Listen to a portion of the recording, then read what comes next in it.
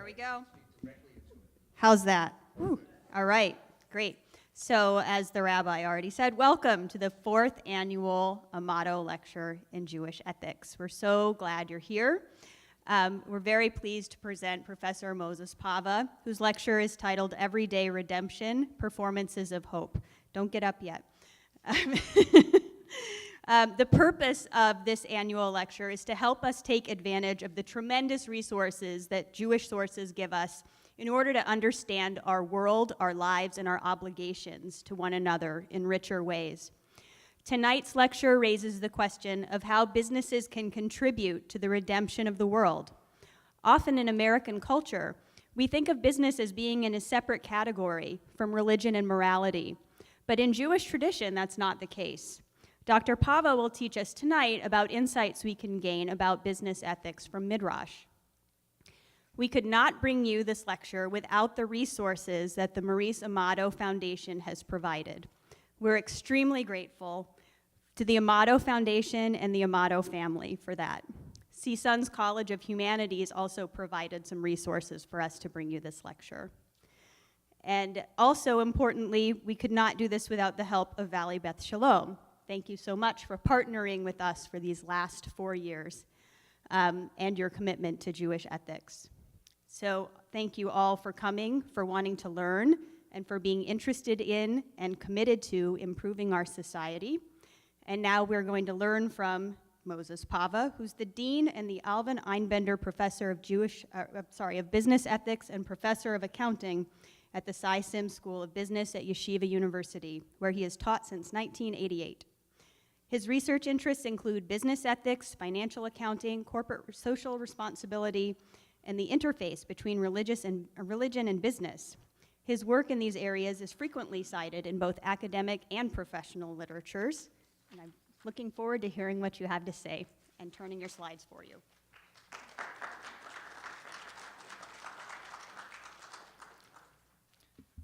I just wanted you to know that I started teaching at Yeshiva University when I was 10 years old, so 1988, you can do the math.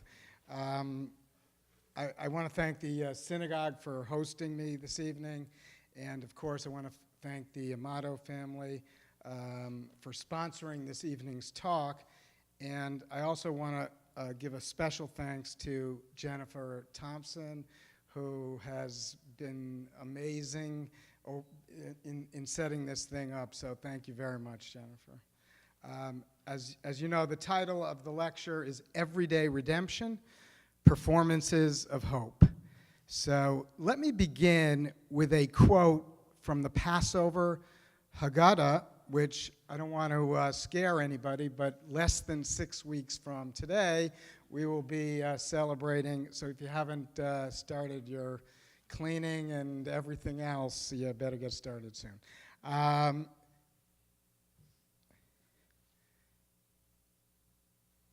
In every generation, each person must regard himself or herself as if he or she had come out of Egypt. This is really at the climax of the Passover Seder. My thesis for this evening is that this famous prescription of the Haggadah, and sometimes I think of this as the great cone of Judaism. What exactly does this mean? Implies that there's a way of reading and speaking about the Exodus that allows one to embellish old stories and to make them new in order to re-energize the biblical ideal of redemption, making it relevant to our everyday lives. Tonight, my plan is to introduce several rabbinic stories, which you have on the handout, related to the upcoming holiday of Passover. And I believe these stories clarify the concept of redemption in the real world. And we'll explore these stories together, and I want to focus special attention on how these narratives can provide sources of hope during what I take to be a moment of intense uncertainty and anxiety in a lot of different ways. As the Dean of the Business School of Yeshiva University, I'm especially interested in how these texts can inspire contemporary business leaders, but especially students and would-be leaders, to broaden their perspectives on the unique role of business in helping to face today's unprecedented challenges. And of course, I hope that my remarks resonate with everyone who is interested in Jewish ethics and the concept of tikkun olam, the repair of the world. My overall point this evening is that the idea of redemption in the Exodus story can be read not only as an historical record of ancient events, but redemption can also be understood as creating a counterculture of hope in the here and now. Sometimes I think of it as islands of stability in a seemingly meaningless universe. Redemption, in this view, is an ongoing, everyday activity. This is a quote from Rabbi Abraham Joshua Heschel, who has put all of this, as he usually does, much better than I could. He says, he wrote this in 1955, "The meaning of redemption is to reveal the holy that is concealed, to disclose the divine that is suppressed. Every person is called upon to be a redeemer, and redemption takes place every moment, every day." Hence the title of tonight's lecture, Everyday Redemption. So in this lecture, I will first discuss two rabbinic conceptions of everyday redemption. And these are meant to be illustrative and not exhaustive in any way, shape, or form, just to give you a flavor of what I think everyday redemption can mean. And the first I'm going to call mirror play, and the second is called institutionalization of Torah study. So these are examples of everyday redemption. I will also talk briefly about what I consider a very dangerous temptation of overreaching in demanding an otherworldly redemption, what I would call redemption with a capital R. That's not what we're talking about this evening. So I'd overheard somebody talking about the Messiah. I'm not going to be talking about the Messiah this evening. I'm going to be focusing on the everyday performances of hope that lead to this everyday redemption. And finally, I'll conclude with a critique of contemporary business practices and a short and practical contemporary example of everyday redemption in business. So let's begin. Fit for redemption, mirror play. Where does the process of redemption begin? Redemption is kind of a funny concept. If the Israelites are worthy of redemption, then in a sense they don't need to be redeemed. And if they're not worthy of redemption, in a sense they don't deserve to be redeemed. So we have to kind of find this middle ground here. And I'm going to be basing some of what I'm going to be speaking about tonight on the work of the Israeli biblical scholar Aviva Zornberg. She wrote a book on Exodus called The Particulars of Rapture, Reflections on Exodus. And she puts the question this way: what makes one fit for redemption? And her answer amplifies a unique and playful rabbinic midrash explaining what happened after Pharaoh decreed to the Israelites that from now on husbands could no longer go home to sleep. So this is source number one. This is just a small excerpt from the source. You have the whole source number one in front of you, and I'm going to read it quickly, and then we can dissect it a little bit. Said Rabbi Shimeon Bar Chalafta, "What did the daughters of Israel do?" That is, in response to Pharaoh's decree that the husbands could not come home to sleep. They would go down to draw water from the river, and God would prepare for them little fish in their buckets. and they would sell some of them and cook some of them and buy wine with the proceeds and go to the field and feed their husbands. And when they had eaten and drunk, the woman would take the mirrors and look into them with their husbands. And she would say, I am more comely than you. And he would say, I am more comely than you. And this was this kind of playful back and forth. As a result, they would accustom themselves to desire, and they were fruitful and multiplied, and God took note of them. In the merit of those mirrors, which they showed their husbands to accustom them to desire, from the midst of the harsh labor, they raised up all the hosts, all the children, and it is said, God brought the children out of Israel, out of the land of Egypt, in their hosts. So, redemption begins according to the central motif of this midrash in the mirror play between wives and their husbands. Yeah. We're going to get to that. That's actually a crucial part of this story. I only gave you part of the excerpt. I'm going to give you the punchline later on, so that's a great question. So, next. So, in trying to understand this, I am more comely than you, I'm more beautiful than you, I am more beautiful than you, I searched the web high and low.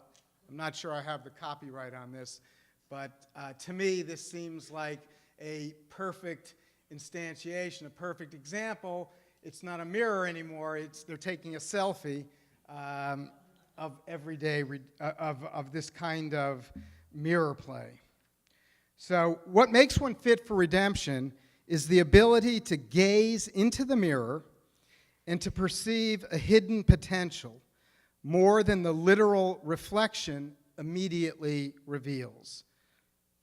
What makes one fit for redemption is playing together with the idea that we're already fit for redemption. And finally, to me, most importantly, what makes one fit for redemption is the engendering of a mutual desire through what I call the strange loop of love. The women challenge their husbands, and this is a quote from Zornberg, grimy with clay and mud, to see the beauty within the blackness. What she, the wife, initiates is a dynamic, loving game. What she says is not a statement of fact, but a performance of transformation. Against the decree of Pharaoh, she sets up the mirror of desire. The hosts of Israel, the secret of redemption, is all done with mirrors. And that's the end of the Zornberg quote. The power of this midrash and Zornberg's contemporary interpretation of it is that it takes seriously the potential of meaningful action. What Zornberg labels a performance of transformation, I prefer to call a performance of hope, even amidst the chaos of Egypt. So it is that even in the face of Pharaoh's stern decree, there still exists a flicker of hope represented by the little fish in the midrash of the rabbinic imagination. As Zornberg summarizes, the women defy the decree. Instead of that which must be, there are multiple possibilities, jubilant, polymorphous, and anticipatory. Redemption has to start someplace. It requires not just God preparing the theatrical set, but it requires human initiative. What did the daughters of Israel do? They would go down to draw water from the river, etc. And it is with these first tentative steps down towards the river that the would-be nation awakens to the possibility of the birth of an altogether new reality. From an establishment perspective, speaking solely in the name of realism, mirror play is kind of silly at best and subversive, I think, at worst. The idea that redemptive fitness can be described in the mundane terms of everyday intimate life seems implausible and even dangerous from the perspective of institutional authority. The rabbis who authored this hopeful but destabilizing tale understood its especially transgressive power well and its challenge to the status quo. So, as the above midrash continues, the rabbis have Moses himself object to the sanctification of these very mirrors. So, as the tabernacle is being built in the desert and its holy instruments are in the planning stages, Moshe is outraged. The women show up with these mirrors, and that's their contribution to the tabernacle. And when Moses sees these mirrors, he's furious. And he said to the Israelites, presumably the male Israelites, and this is part of the midrash, the continuation, take sticks and break their thighs. What do they need mirrors for?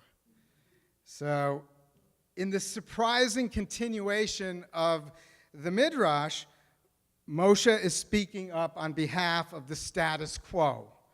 From his position of authority, the mirrors represent vanity and a regressive and dangerous unmooring from the way the world really works.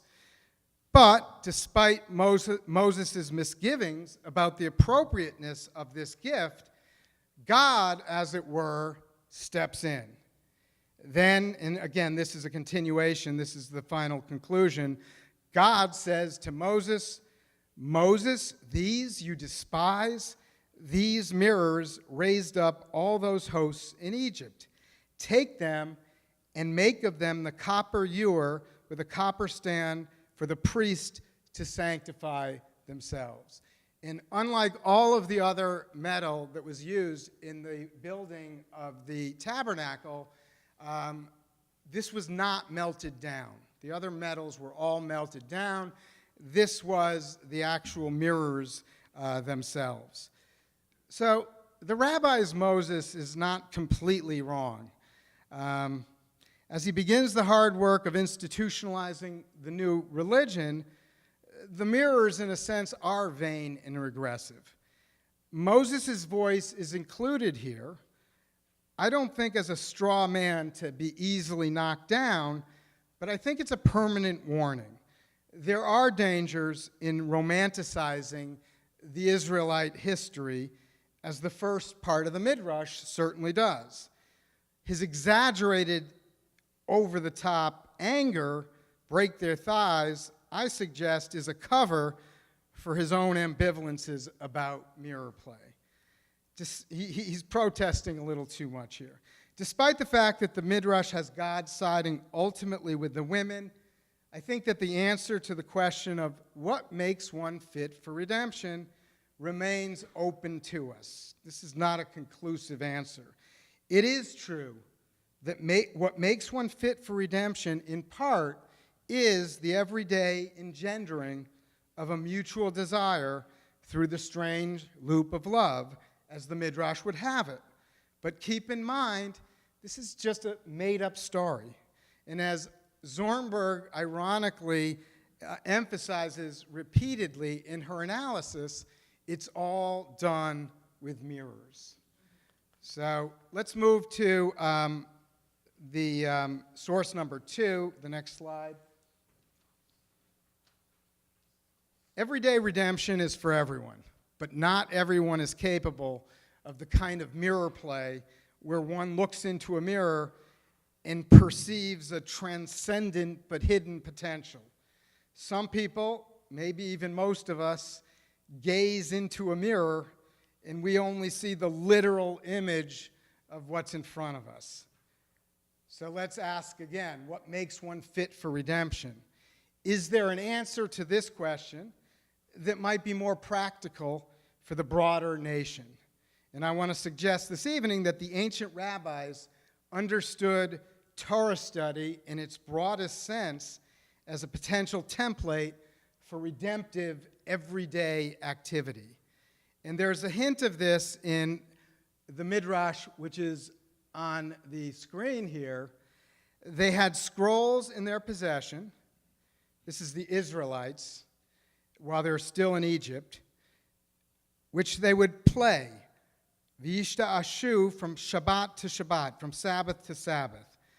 These declared that God would redeem them. So Pharaoh said to them, Al Yishu, let them not play. That is, let them not rest on the Shabbat. So this narrative fragment imagines the Israelites in possession of some kind of unidentified scrolls. Those are from the internet. Those are not the real scrolls, with which they would take out and they would play with them every Shabbat. The precise nature of these scrolls is not specified in the Midrash, but what is stated explicitly is that these scrolls provided the people with the hope that God would eventually redeem them somehow.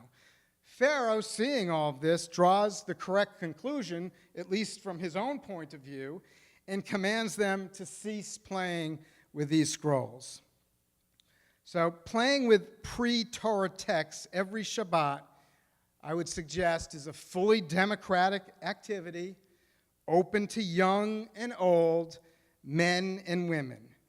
The weekly decision to interact with these texts is motivated purely by the inherent fulfillment of what Zornberg calls an active, energetic, even erotic modality that the people bring to this unprecedented and to Pharaoh quite strange pursuit. Play is really hard to define. There is actually an entire discipline at the university, or several disciplines that try to study it. And it's not clear exactly what it is, but whatever it is, I think there is agreement, there is consensus that play is what we do, not for some ulterior reason, not for some distant end, but it's something that we do for the sake of doing it. We do it for its own sake. As I contemplate this midrash, I imagine that the ancient Israelites are experiencing that wonderful, liberating, and heady feeling we've all had when we first learned how to read. So that's the heady feeling of learning to read. And are you guys, any of you guys familiar with the PJ Library program? My wife actually is on the book selection committee of the PJ Library. That's next month's tome. It's actually one of my books that they're sending out. Just kidding. On the brink of learning how to read, no one needs to cajole us or to reward us. You have to think back to when you were first learning how to read. We read for its own sake. How proud one is at being able to read to oneself and not to have to fully rely on parents or caregivers to read to us. The Israelites' reward for playing with the pre-Torah texts was the playing itself, foreshadowing the more grand and revelatory Torah texts to come.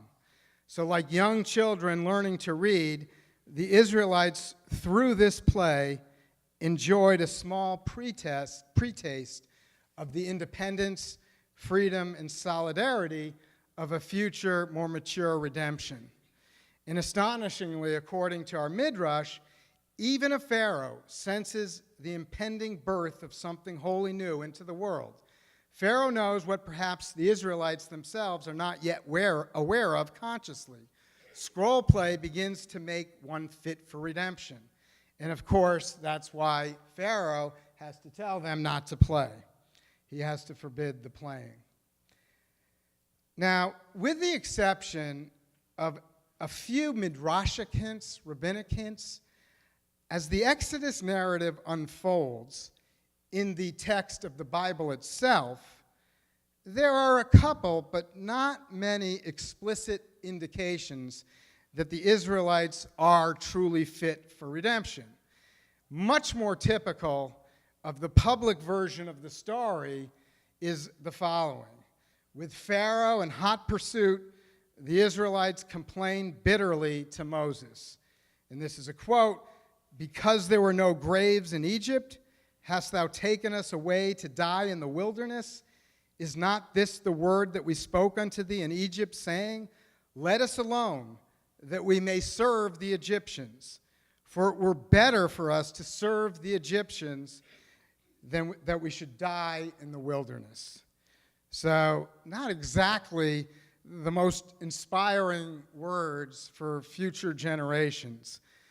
God may very well be redeeming the Israelites, but he's dragging the people along against their collective will, I would say like a reluctant child on his first day of school. Events, of course, come to a climax with the sin of the golden calf. Upon witnessing the wild dancing of the Israelites, Moses smashes the 10 Commandments he's just received from God. Smashing the tablets, I think, is a risky performance of hope.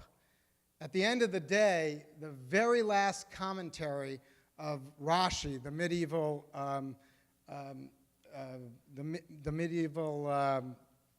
commentator on the Torah, the first source anyone would go to, says that God said, Yasher Koach, to Moshe, that you should be strong. A bit of irony there, too, since he was smashing the tablets. God now, after the smashing of the tablets, Moshe is kind of forcing God's hand a little bit here.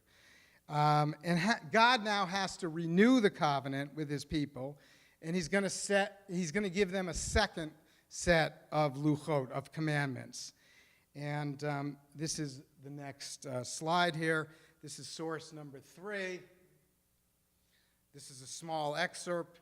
You have the whole source on the handout here. And he was there 40 days and 40 nights. Moshe was on top of the mountain. This is the second time that he goes up there. How did Moses know how many days he spent on the mountain? Above, there is no night. How did he know?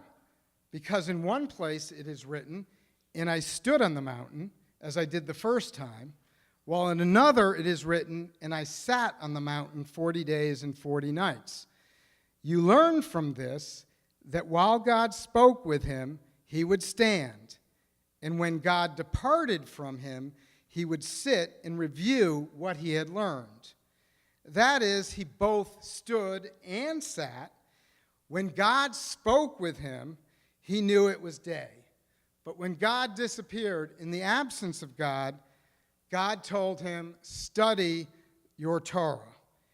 He knew it was night. So this is really a very new type of relationship that is being introduced here with the second set of tablets. It's not enough for God to unilaterally dictate the words of the law to Moses and then have him, in turn, hand the words over to the Israelites, sort of like downloading a program.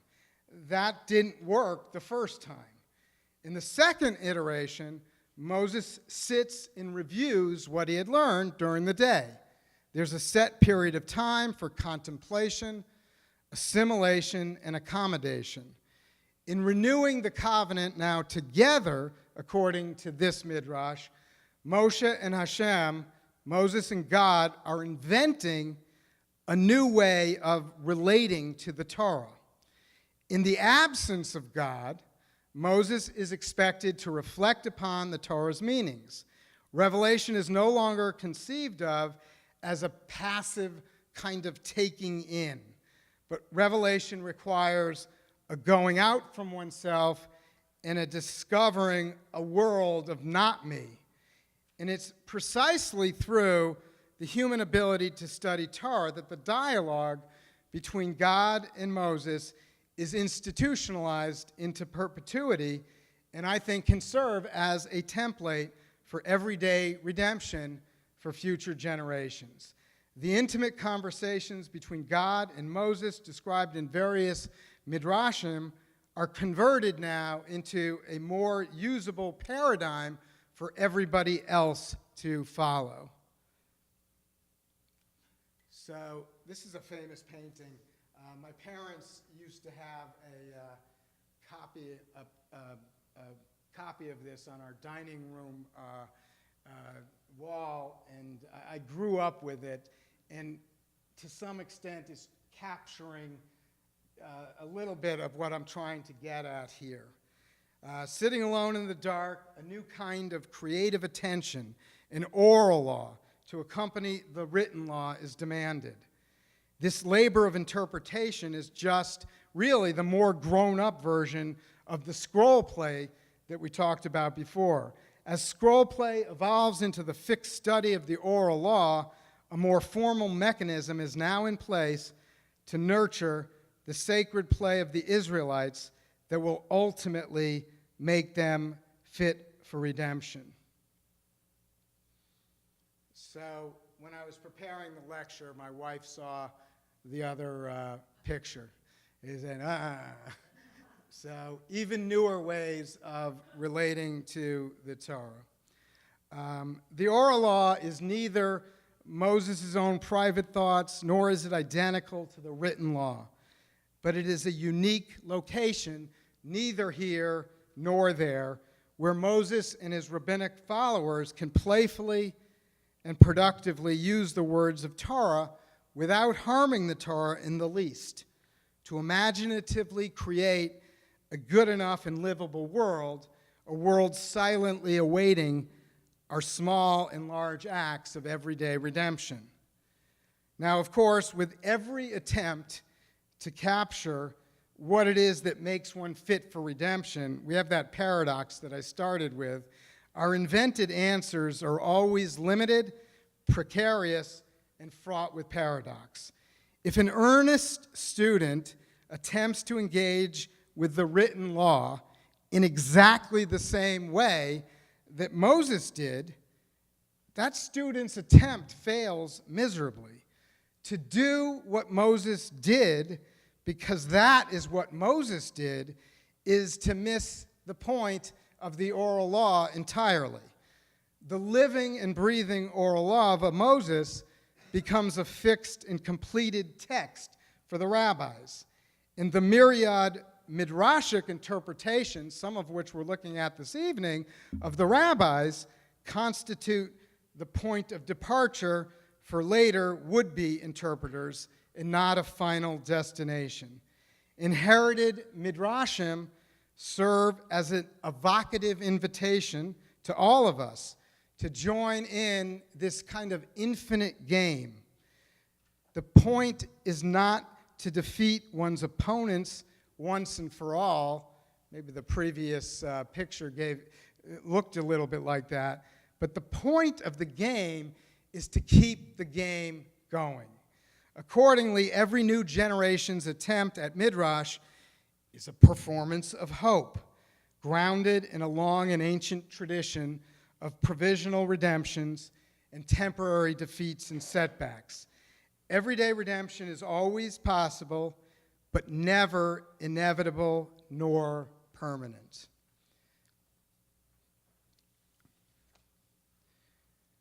There is a real serious danger here that springs up different times in Jewish history. A performance of hope is always a single activity motivated purely for the sake of the performance itself. The mirror play is because of the mirror play, the relationship between the husband and the wife. It's not because they know this is going to lead to having children. Same thing with studying Torah. The basic concept in Judaism is that why do we study Torah? We study Torah for its own sake, for the sake of studying Torah. But with every performance of hope, there is always attached to it a temptation to aim not just for everyday redemption, but to overreach and to demand a kind of otherworldly and ultimate redemption, one where we finally and permanently transcend our mundane and finite nature as everyday mortal human beings. It's a seeming fact of life that our desires and our fantasies always outstrip our actual and real satisfactions. I think the human dilemma from a religious perspective is just this. We do live in a world of infinite possibilities, but at the same time, given our creaturely limitations and our mortality, we will never experience, we will only ever experience at best a small subsample of these infinite possibilities. So it's kind of tantalizing. I do believe that we have infinite possibilities. On the other hand, we're never going to be able to experience them. And this takes me to source number 4. The Israelites at Numbers chapter 11 were tired of the monotonous daily diet, and they were getting this manna every day.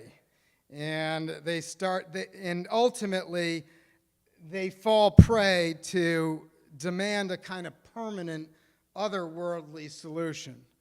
So after quickly tiring of the daily ration of manna, the Israelites complained bitterly to Moshe. And this is the Israelites again. And this is the official version. This is not a rabbinic embellishment. We remember the fish which we were wont to eat in Egypt for free, the cucumbers and the melons and the leeks and the onions and the garlic. But now our soul is dried away. There is nothing at all. We have naught save this manna to look to. And that's the picture of it looked like coriander seed painted white. So, as Aviva Zornberg astutely points out, the phrase, there is nothing at all, is actually a mistranslation. The Hebrew phrase is ein kol, which means not that there's nothing at all, but it means there's not everything. So if we read this literally, the complaint here is not really about not having enough fish or cucumbers or anything else for that matter, but the complaint is an existential one. Next slide. The only thing that could allay their anxiety would be kol, everything. A plenitude of gratification that leaves no gaps or frustrations. That's my hometown of Manhattan. It's 42nd Times Square. We want everything. You can get everything, right?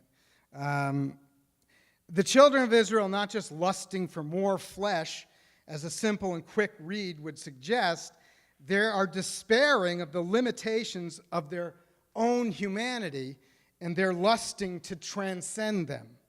Theirs is not a desire for a good enough temporary solution, an everyday real-world solution, but what they're looking for is a quick fix, an ultimate and final solution to the perennial human dilemma inherent to being mortal. The Israelites don't just want some quail, that's what they're asking for. He that gathered least gathered 10 heaps. They want nothing short of everything. Rather than choosing a mature performance of hope here, the Israelites unhappily chose the despair of an irrational fantasy of infinite desire and limitless gratification. So, at the same time that there's not everything, it's equally true that there's not just one thing. In today's world, be it in business, government, medicine, education, even in our most intimate lives, there's an increasing demand to view every human encounter as if it was a market transaction. There's a great book by Michael Sandel at Harvard on, what money can't buy. and he's hard-pressed to come up with examples for that. The question can be put as maximizing shareholder value, or it can be spoken about in terms of return on investment. And it's no longer only a question for business decision makers to answer, but it's seemingly ubiquitous. It's everywhere, whether we like it or not, whether we're going into medicine, law, accounting, whether we're going into academia. Increasingly, in almost every profession, we are being measured. The yardstick is return on investment, bottom line mentality. As the renowned and longtime venture capitalist Arthur Rock has noted, the single most important question to ask ourselves is, do we see things the way they are or the way we want them to be? Do we see things the way they are or the way we want them to be? And he would ask this if an entrepreneur came and wanted some financing. He would ask this: is this person seeing the world the way it is or the way he wants it to be? So I think there's something a little bit odd about that. For those of us who still maintain that there's a deep and abiding wisdom to the Jewish demand for each and every one of us to see ourselves as if we came out of Egypt, I want to suggest that this formulation of the question is severely truncated, and it's really more a part of the problem than a part of the solution. To see yourself as if you came out of Egypt is to appreciate the wondrous nature inherent in every performance of hope. Next slide. Performances of hope are predicated on the ability to simultaneously see the world as it is now and at the same time to see the world as it might possibly become, depending on our ability to choose wisely. It's a very different perspective than the quote I gave you from Mr. Rock. Seeing things, I don't think, is a matter of self-consciously eliminating our deeply felt human values. I would go so far as to say there are no facts independent of human values. Rather, it's seeing the world through the various human values embedded in economics, but also embedded in our religious resources, in our cultures, in our academic disciplines, our art, our laws, our aspirations, and even our imagination. So when we look out at the world, we are never looking at it the way it is. Arthur Rock began his career in Silicon Valley in 1971. He was an early investor in Intel, Fairchild Semiconductor, Apple, and many other important and very successful firms. His unique genius was not to see the world as it is, value-free, as he might like to think, but he was looking at it through a single and precise value, return on investment, as I would prefer to put it. So I'm not suggesting, as a business school dean and a business school faculty member, that Rock's vision is wrong. The proof is in the pudding. But I am suggesting that it is severely limited. There are situations, times, and places where return on investment becomes an important value to consider. In some cases, it may be the most important value. But there are never situations, times, and places where it's the only pertinent value through which to see the world. Reminding ourselves about the existence of performances of hope is relevant to the extent that it re-emphasizes this truism that perhaps upon serious reflection is not all that controversial. So let me conclude this evening's talk, and I hope we have time for some questions and answers, with an especially inspiring example of a performance in hope in business. Consider the case of Howard Schultz, CEO of Starbucks. So just last year, he announced the company's plan to offer full tuition to its employees for all 4 years of college, giving them access to 49 online degree programs with no commitment to stay with Starbucks post-graduation. For those who follow Starbucks, this kind of bold initiative should not be surprising. Over the past several years, Starbucks has voluntarily shared its profits with its part and full-time employees by giving $250 million in health care benefits, $23 million in pre-tax stock gains, and matching $50 million in pension contributions. Most recently, the last month or so, the company has announced its intention of hiring 10,000 refugees. In Schultz's words, and this is a quote from CEO Schultz, "We are in the business to inspire and nurture the human spirit, one person, one cup, and one neighborhood at a time. That will not change. You have my word on that." And I know that our first response to this kind of rhetoric might be a little suspicious, but what if? What if there's even a kernel of truth here to what Schultz is saying? I mean, to me, it's amazing. 61-year-old Brooklyn-born Howard Schultz is worth roughly $2.5 billion.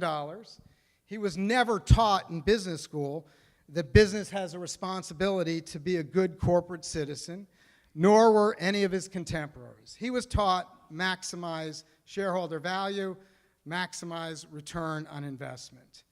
Schultz and a small but increasing number of like-minded entrepreneurial corporate CEOs are improvising as they lead. Based on their ethical sensitivities, sense of social responsibility, and business intuition honed by years of valuable business experience. Schultz not only publicly pledges allegiance to the concept of a corporate conscience, he has created an altogether new kind of business enterprise. He calls it a performance-driven company through the lens of humanity. I call it a performance of hope.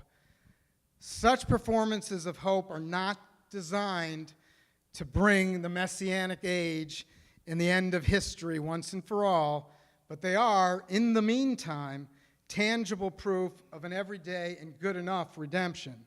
I highly doubt whether Howard Schultz thinks of himself as a redeemer of any sort, but from the perspective of the Jewish tradition, every person is called upon to be a redeemer, and redemption takes place every moment, every day. While Schultz is hardly an exemplar of traditional religious life, he has a potent and re-energized practical view of what it means to see yourself as if you came out of Egypt. And in this sense, he provides concrete evidence for continuing what Harvard Business School professor Joseph Badaracco has dubbed the good struggle, or what I prefer to call the good enough struggle. As Rabbi Tarfon put it 2,000 years ago, it is not your responsibility to finish the work, but you are not free to desist from it either. This is a song. I don't know if you can hear it. This is from The Ethics of the Fathers. It's a nice song. It's the words put to a melody. Thank you very much. That's my prepared remarks.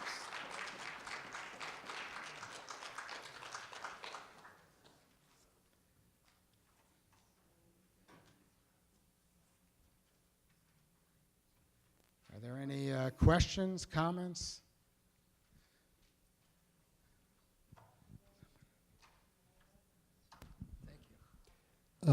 Thank you very much.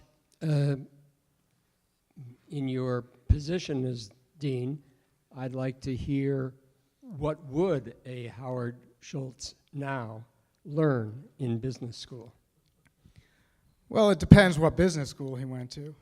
I do think he would learn a little bit more about corporate social responsibility. I think he would learn more about sustainability.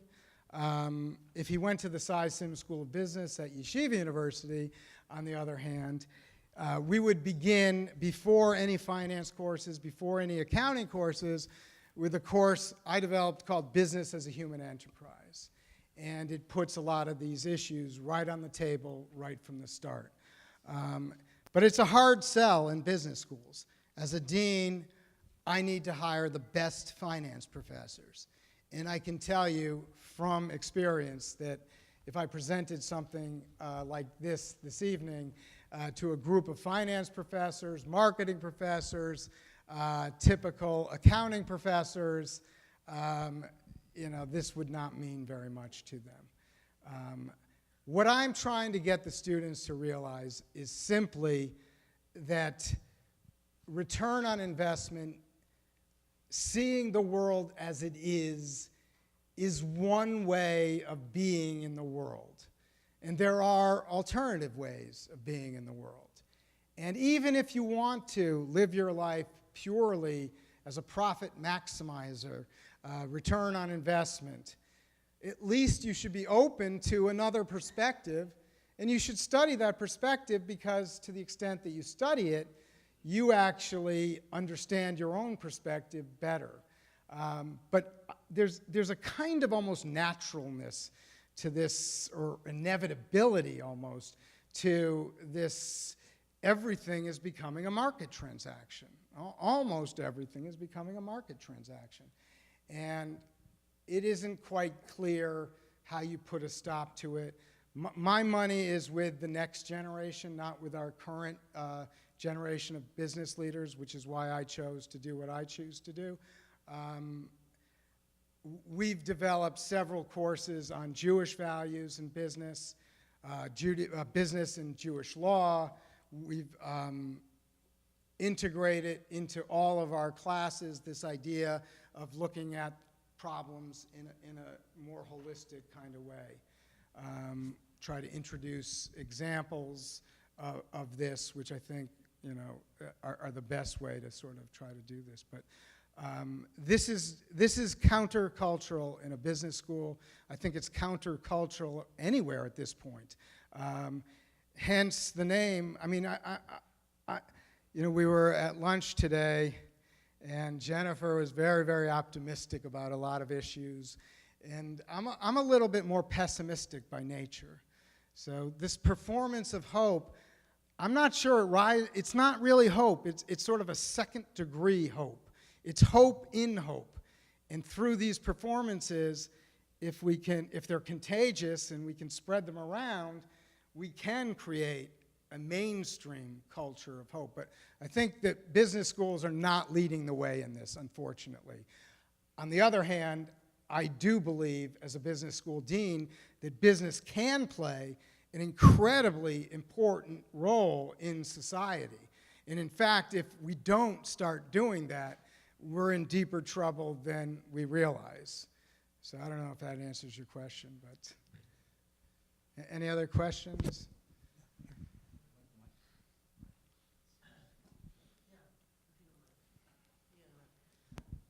It seems you mentioned sustainability. So one of the problems, I think, if you're only looking at the bottom line and you're going to maximize your profits, and you're successful at that, then you go abroad and find the cheapest laborers, and you get the cheapest stuff, which may not last long, but it's going to maximize your profit. It's not sustainable. So it seems. So my question is, in other words, how long can it last? Pretty soon you won't have people who can buy your stuff.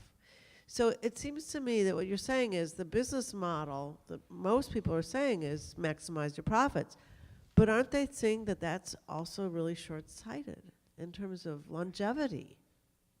Or they have another argument opposed to that? I think it is very short-sighted. I would agree with your question. I had another exemplar of a performance of hope.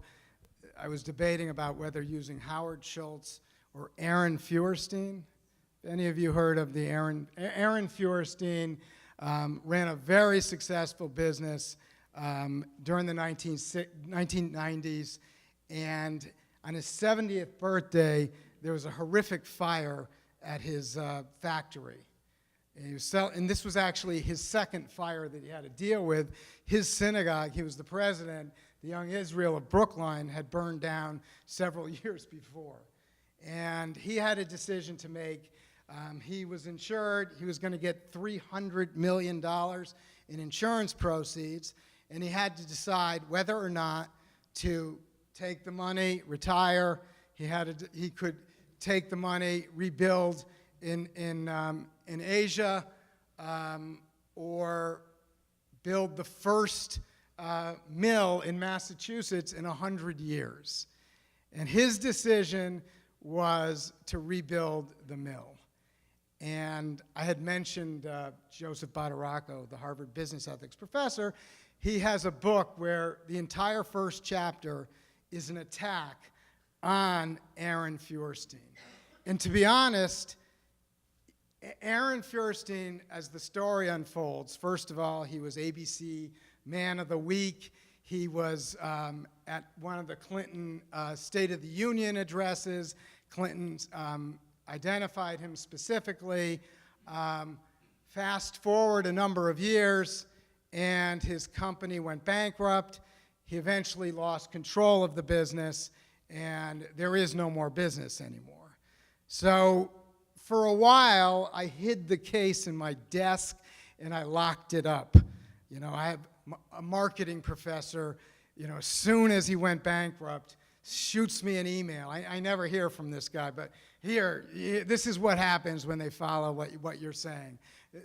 And I've decided, though, no, that's a case to put right smack in the middle of my class and a lot of my lectures, despite the fact that the outcome is kind of a negative outcome. And the reason for that is, I think that he was engaged in a performance of hope, and it wasn't the outcome that he was so concerned about.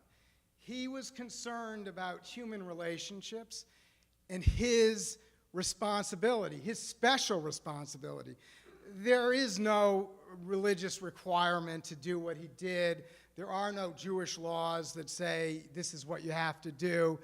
He is an ethical entrepreneur. He's kind of expanding our ethical world. And he did not have the solution, ultimately, to the problem of the huge gap and the increasing gap between the haves and the have-nots. But in 1996, I think it was, he was trying to tell us something, and you know, I don't think we were hearing really what he was trying to tell us, and I think we may be paying the price for that now. Was it a success?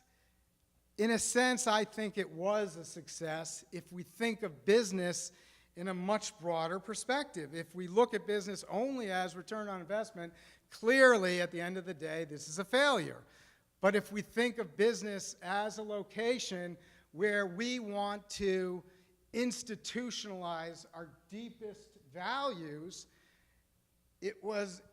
it's an example, and we can certainly learn from the example, not repeat his mistakes. Nobody wants to go bankrupt. But on the other hand, I mean, to me, that's another example of a performance of hope. I don't know, again, if that answers your question, but questions? Professor? Yeah. Over here to your right. I'm sorry. I want to extend the question a moment, if I could. because you just said something very, very controversial. Is business a human game of gaining return on investment? And anything ethical is outside of the world of business and imposing on it? Or is business, as you said, the imposition of human values on the world and the creation of human institutions in a livable world?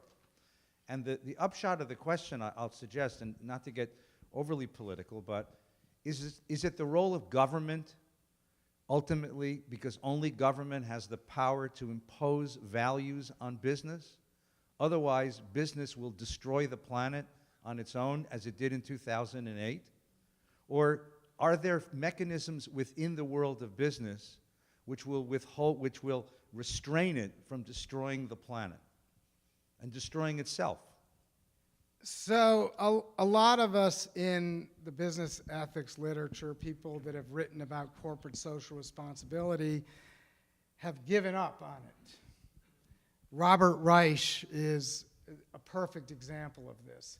He was the Secretary of Labor under Clinton, and at one time he was a big proponent of corporate social responsibility. He later wrote a book basically saying what you said: we can't trust this to government.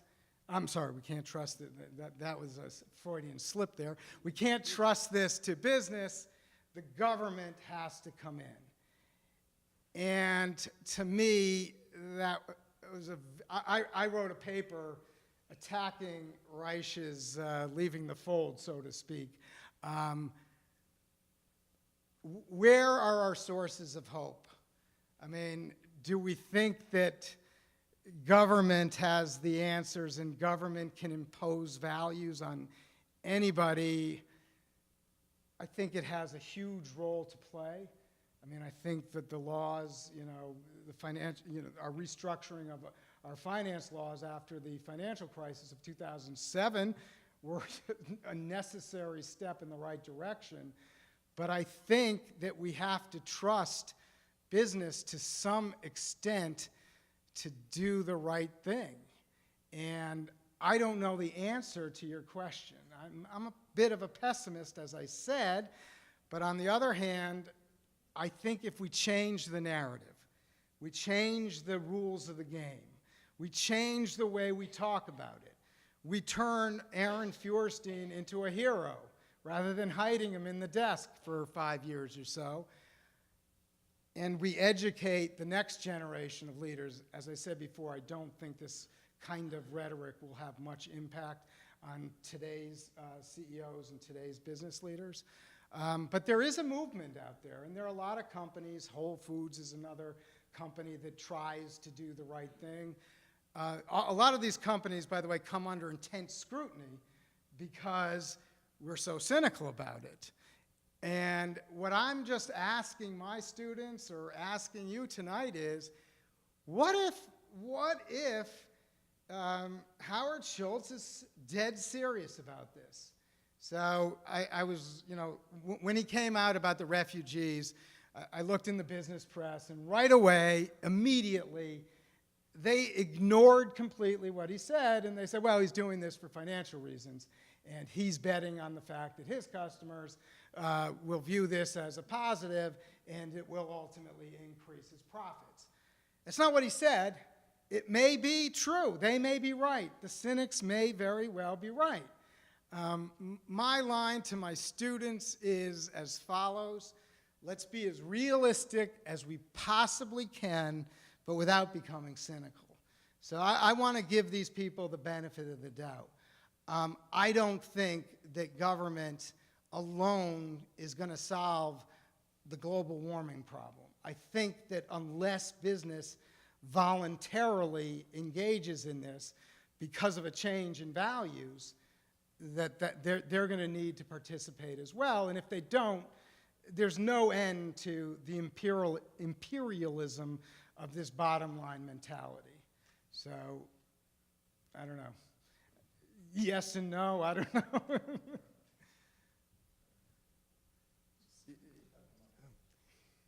Is the problem partly that we don't, as a society, do a good job in defining where the costs actually come from. Like a well-known company that was called for paying its employees so little that they had to rely upon society to provide the employees with health care or any of the other benefits because they were paid so little they couldn't afford it themselves. So in this case, the costs are shifted from the company to society as a whole. So, I mean, isn't that at least partly the problem, that we don't have a good model for finding where the costs really come, where they're really paid? Yeah, absolutely. I mean, we're kind of caught in this negative sort of circle. And how do you get out of that? Do we shop there? Maybe if we stop shopping there, you know, they'll get the message. Certainly if we let them know why we've stopped shopping there. Consumers may have to be willing to pay more for the same product. There are two ways of attacking these kinds of problems. One is change the incentive schemes. And that's where the government comes in, and that's a real necessary part of this. But at the same time we do that, we're also kind of reinforcing the problem, because what we're saying is that the best we can do is promote our own interests. So if you change my incentives, I'll change my behavior. But that's the problem, not the solution. So simultaneous with good government regulation, good safety measures, et cetera, we have to view this not as a regular old problem that we're familiar with. This is a wicked problem, as it's been described by some, and I would call it a meaning-based problem as opposed to a commodity-based problem. And it requires, I think, to jumpstart it, you need the Aaron Feuersteins out there to wake us up. Okay, you know, I wasn't successful, Aaron Feuerstein, but I knew what the problem was. So next generation, you guys, you know what the problem is now. You have to figure out a way to build a business enterprise that is sustainable, does have long-term interests, and small steps, step by step, performance of hope. That to me is sort of the direction that I would go in, but we were talking before about the finance faculty and the marketing faculty, et cetera, et cetera. This is so far from the way that they're talking. It's really very far from the way students come in and what they want. I mean, I'm a kind of beneficiary of this to some extent, because everybody wants to, we've grown by leaps and bounds. We've almost doubled the number of students in the last 6 years since I became the dean, and not because of this. It's because of the fact that we are selling them something that they view as very, very marketable, as opposed to the liberal arts program. And there's still a huge demand for pre-med and for pre-law, but I hate to say it, the philosophy departments and the fine arts departments and the English departments are struggling, and there's no end in sight on this thing either. So it is what it is. Yeah. Your students study Jewish law as it pertains to business, and how do you feel about the Jewish court? The Jewish Court. Oh, okay. So the answer to the first question is our serious students are serious Talmudic students. And in fact, so much so that they study every day, including Sunday, not Friday and Saturday, but Sunday through Thursday, 9 to 3 every day. They do not start their secular classes until about 3:15, 3:30, after they've had a chance to daven mincha. And then they go back to the Beit Midrash at 10 o'clock at night and study from 8 o'clock and study from 8 to 10. When they do their homework, when they have time for extracurriculars, which they do, I don't know. But We've developed in the business school specifically courses on business law, on business and Jewish law, but the study of Talmudic texts is everywhere. These are really serious undergraduate students. And I'm not talking about the graduate school. I'm talking only, the graduate programs are not only Jewish students. In terms of the courts, I have some significant reservations with how the Jewish courts operate in America today, especially when it comes to divorce law.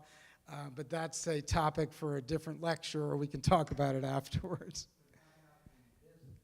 I'm from New York, and I have called upon the Hasidic community in sales for many years. I have been very impressed Really? with the business behavior of many of my customers. A number of them I am pretty upset about. And some of them have told me the Jewish court did make decisions that were very impressive. So some of these people who misbehaved, in my opinion, the Jewish court really solved the problem. And in one case, the Jewish court required this dishonest person to go into another business, and the court even found another person to join him in the next business. Excellent. There's certainly a role for a Jewish court to play in these talks, but it works more as arbitration than a real court, because both parties obviously have to agree to go to the court, and that's not always the case, that both parties are willing to do that.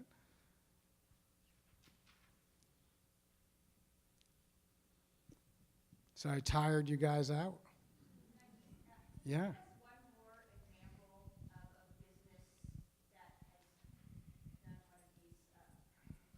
Can you give us one more example, like the Starbucks or the Aaron Feuerstein? Yeah, I think there are a to-go lot of list? small companies that you may not have heard of. There's a company in Western Massachusetts that I happen to be familiar with called Dean's Beans. And he would look at Schultz and say, Schultz is the bad guy here, corporate, exploiting, He really does go down to South America. He meets with the farmers. He pays them well above market for their coffee beans. He treats his workers, But can that be sort of, can you, I'm looking for the word. What? Scale it up. Can you scale it up is another question, which gets back to what we were talking about before. I do think Whole Foods is a good example. I think that JetBlue, I came in on JetBlue. I think that they are also a company that's known for trying to adopt sustainable business practices. I think we have to give these guys the benefit of the doubt, and that we have a moral responsibility. They're kind of playing a little bit. Like Ben & Jerry's is a perfect example. They were kind of playing at it. But in some sense, that's the point. Let's encourage companies to be able to play like that. And even Aaron Feuerstein, I think that Badaracco misses the point, when he's looking at it purely through this financial lens, is he was kind of playing, and we don't know. They're doing it for the sake of doing it. Is there a directory of these companies? Look, in the Jewish world, we have a thing called Action. Yeah. Where we certify certain foods as ritually acceptable. Yeah, I mean, there are all kinds of ratings, but the problem is, a lot of the ratings put, companies that do business with Israel on the don't invest list. So you have to be very, very careful. There are mutual funds that have been started for Jewish investors. There was actually an article today in the New York Times about Christian investment, not a very positive. And the assumption, if you still have it, or you look at that article online, it's still today's New York Times, the assumption is that it's a net loss, that there's a cost to looking at the world through your values. And the irony there is, I actually got into this whole field by looking at corporate social responsible companies versus control companies, and seeing, the goal initially was to see what's the cost. But there was no cost. I called it the paradox of social cost. There was no cost. The companies that were abiding by socially responsible criteria were actually doing better than the other companies, so much so that by the end of the 8-year window that we were looking at, we were now comparing apples and oranges. Originally, we had controlled for size, but the socially responsible companies actually grew at a much faster rate than the control companies. And this was something that we published in the 1990s. And since then, there's actually been a lot of studies that have done, have corroborated these results. Now, you have to be careful. There's so many issues involved in doing this. But I think if you view ethics as a constraint on the central purpose of business as profit maximization, then there has to be a cost, because you simply don't have as many options if it's a constraint. But on the other hand, if it's eye-opening, you may see options that you never saw before. And company after company has found this when it comes to pollution, that what they thought was a constraint originally was going to cost them actually turned out they were able to lower their incidence of air pollution and at the same time increase their profits. So why didn't they do that before? They didn't see it before. And so if there is this sort of broadening of our perspective, we see new alternatives. And the way the Times put it today was that these Christian funds are limiting their options, and that's it. And I would say, no, no, no, no. They're expanding their options. They are seeing the world, the same world. There is a world out there, and it is real, but we see it in a different way if we put on a different pair of glasses. If we put on our ethics glasses, we may start noticing things that we never noticed before. And so it expands the options. It doesn't reduce the number of options. So that to me is really where the crux of the debate is.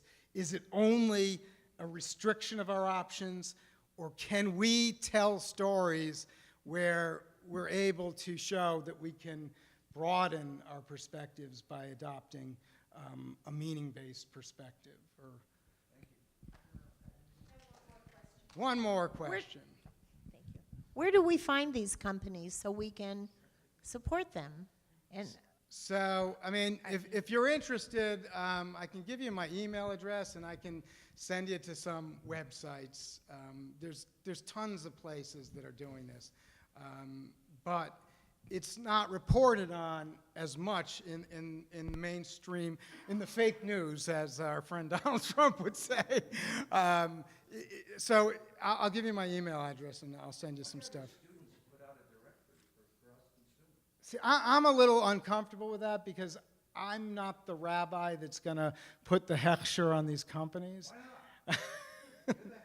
Although my father, well, my father is the head of the Vad HaKashrut in Massachusetts, Springfield, Massachusetts.